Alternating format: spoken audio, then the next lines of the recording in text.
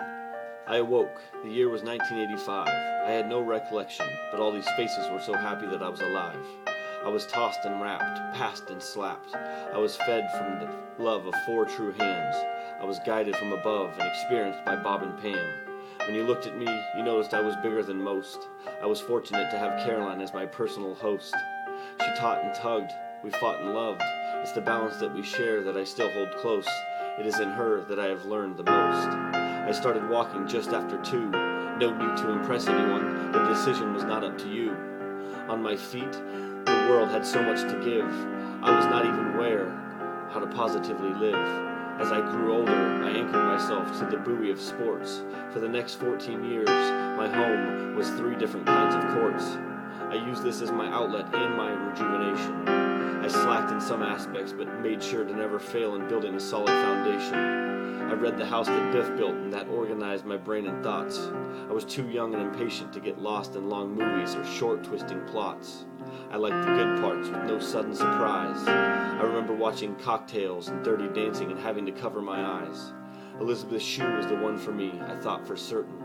But then I realized that movies happen behind the scenes and are covered by curtains. I jumped back to reality and cherished my youth. Before I knew it, I was searching for parts that had started to come loose. I watched and learned as my mother and father provided.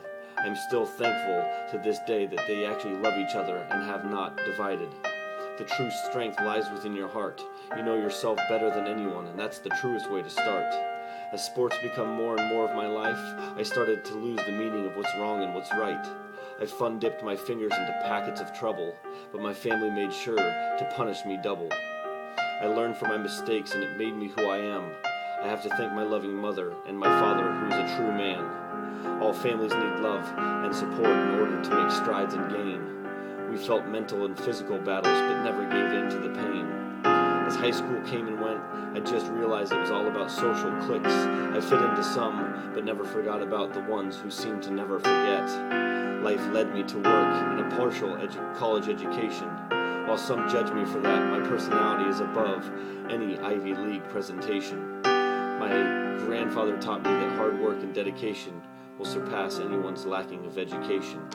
So I found a passion of mine and I grabbed it by the horn, but soon then realizing this was not my baseball field built behind the corn.